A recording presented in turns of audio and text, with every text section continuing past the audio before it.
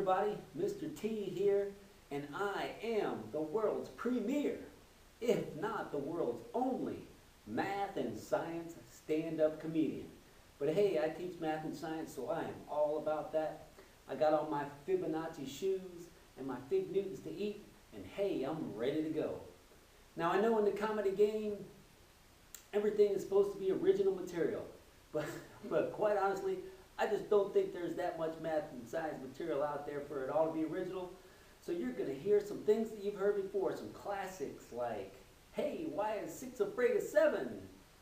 Because 7 ain't 9. Oh yeah, of course that's the lamest joke ever, but hey, how about, what did the 0 say to the 8? Hey man, nice belt. Alright, so there's lots of good jokes like that. There's jokes you've heard, jokes, stories from my classroom, all kinds of good stuff, but it is all here in one place, which makes it probably the world's greatest, again, if not the world's only, full-fledged math and science comedy routine. I'd like to start you off with a little song that I like to sing. X equals negative b plus or minus the square root of b squared minus 4ac all over 2a. This is the formula that we use when we solve quadratics.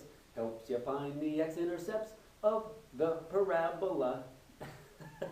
Of course, you all know that one. That's the quadratic formula. And I love for my students to memorize that, so I tell them that they have to sing that song for me anytime, any place, anywhere.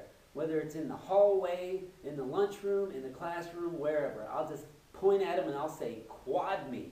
And then you got to get up and sing that quadratic formula song. Now one time I was even in the grocery store and I saw one of my students about halfway down one of the aisles and I said, I'm going to get him. And I yelled down the aisle, I said, hey, quad me. But boy did he get me back. Because on the other end of the aisle was a store security guy. And my student turned and said, security, there's a weird man telling me to quad him. And I don't even know what that means. Please have him removed from the store. We had a lot of trouble that way, but that's okay, man. Hey, I got jokes here today. I got math jokes. I love jokes about pi. You know, there's the classics like, what do you call the circumference of a jack-o'-lantern divided by its diameter? Well, that would of course be pumpkin pie. That's right. And then, and then, you know, who was the knight in King Arthur's court who decided that they should be knights of the round table? That would of course be, that's right, circumference. You know, and then there's that joke about the teacher who was down in the deep south who was teaching his students how to find the area of a circle. And he said, kids, when you want to find the area of a circle, you do pi times the square of the radius. That's right, A equals pi r squared. Well, there was a student in the back of the room who was kind of half paying attention, and he kind of looked up and said, teacher, did you just say pi r squared? Well, shoot, that ain't right. Pi r round, cornbread r squared. That was a good joke. That joke was told to me by my 7th grade math teacher back in 1979. Awesome joke right there. I'm sure you've heard the one about the argument. The argument between pi and the square root of -1. You know, they're arguing back and forth. And the square root of -1 says, oh, come on, pi, be rational. And pi says, oh, man, get real. Because, you know, like, pi is an irrational number and the square root of -1 is an imaginary. Yeah, you get it. It's you know, and then an 8 comes along and starts arguing with both of them. And they say, oh, man, go lie down and take a nap forever. That was a bit of a stretch, but I think you can get the joke behind that one. Lots of good stuff here. I don't just have math jokes.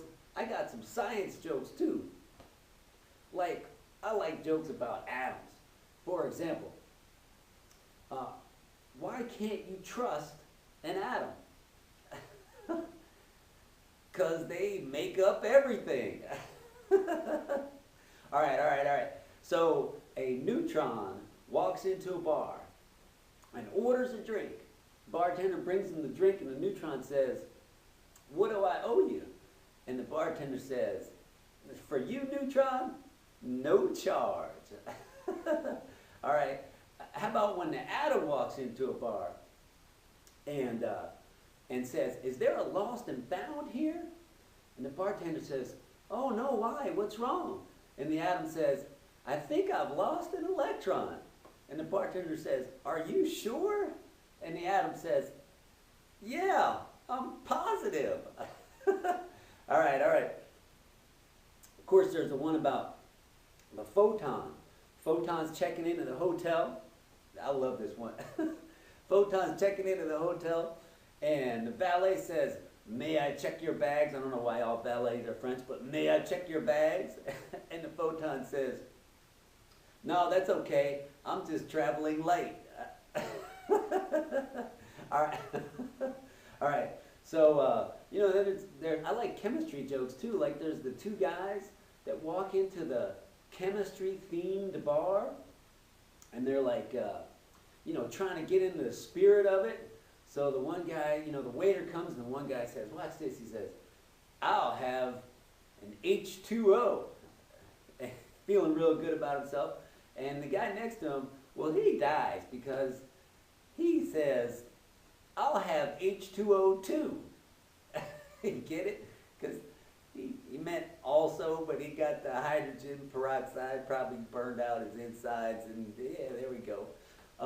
You know, chemistry's cool. You know when they named all the elements on the periodic table? You know, and there was the lead scientist who was sitting there with all the elements laid out on the table. He had like some iron and some oxygen in a jar, and he was just naming them all. And he had his gold right in the middle of the table. And he was thinking about what to name it, and right when he was thinking about it, some guy ran in, snatched up the gold, and ran away with it. And the scientist said, "Hey you, that's gold." All right, come on, that's not bad. All right, I got one more joke for you. I got a joke. It's about sodium bicarbonate. It's a baking soda joke, right? So, so there's this guy, and he's standing on the street corner eating some cheese. And some guy runs up to him and beats him over the head and grabs his cheese and runs away. And the first guy gets up and says, "Hey man, come back here. That's nacho cheese. That's nacho cheese." Now, wait a minute. How is that a chemistry joke about baking soda, sodium bicarbonate? Well, you got to look at the formula and you will get it. And, you know, with that kind of stretch for a joke, I think that's probably going to be it for me. Thank you. I appreciate your time. Peace, love, math, and science for you all. I'm out. You're still here? All right, I'm back. I got one more joke that my students told me I had to put onto this routine. I don't even know if it's a math joke, but it's kind of a math joke, so we'll do it. So there's this guy on a train reading a newspaper, and there's a blonde sitting behind him, looking over his shoulder, kind of reading the newspaper over his shoulder. And he's reading the foreign affairs section, and he's reading about something that happened in Brazil, like where there was a coup, and it says 6 Brazilian soldiers killed in a coup. And so the woman's looking over his shoulder, and the woman starts crying. And he turns and he says, "What's wrong, ma'am?" And she says, "Well, I'm so upset about that article you're reading." And he goes, "Well, why are you, like, from Brazil or something like that?" And she says, "No." And he says, "Well, I don't understand. You know, I mean, I'm glad you're sensitive, but you know, this kind of thing happens in this part of the world all the time. It's kind of a part of life." And she says, "Yeah, but 6 Brazilian soldiers? Isn't that like half the population of the entire world?" 6 Brazilian, all right. Gotta go with that.